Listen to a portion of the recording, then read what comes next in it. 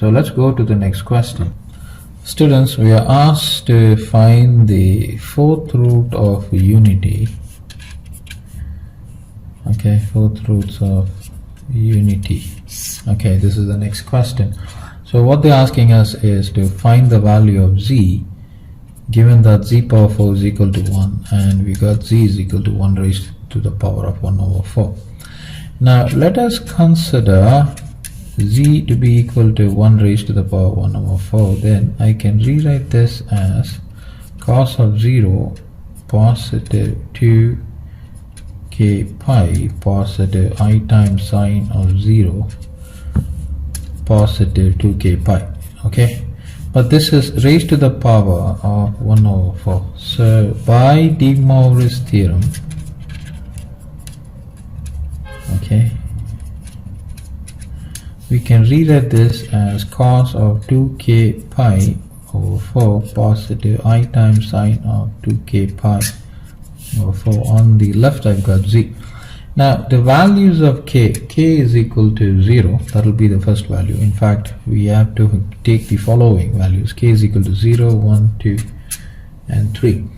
And foremost, taking k is equal to 0, we would get z to be equal to cos of 2 of 0 pi over 4 positive I times sine of 2 of 0 times pi over 4, which would give us 1.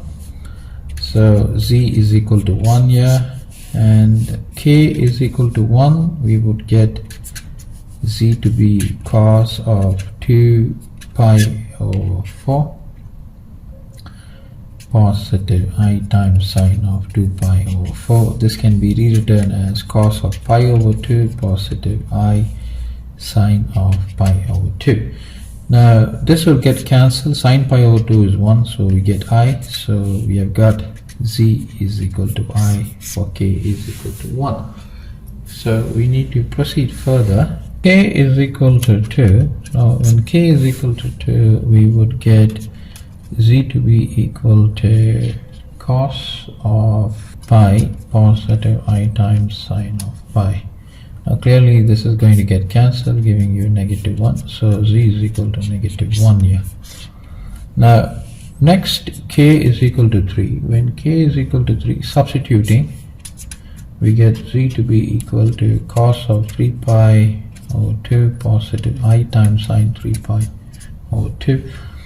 Now this can be further simplified as negative cos of pi over 2 negative I times sine pi over 2, which is going to give you negative I.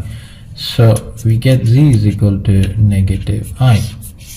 Okay, now the values can be now summed up. So therefore the fourth roots of unity are, what did we get?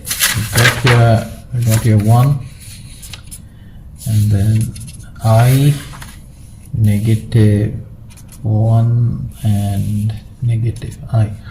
So we can write them down. So it's going to be 1 I, negative 1 and negative I. We're starting with 1 omega, omega squared and omega cubed. So therefore the value of omega is obtained when we have k to be equal to 1. So that's going to be omega to be e raised to the power I times 2 pi divided by 4, and that's going to be I. So you can state that value. So e raised to the power I of 2 pi divided by 4, which has been found to be as I, just in case if they want us to write the value of omega. So that completes the solution for this question.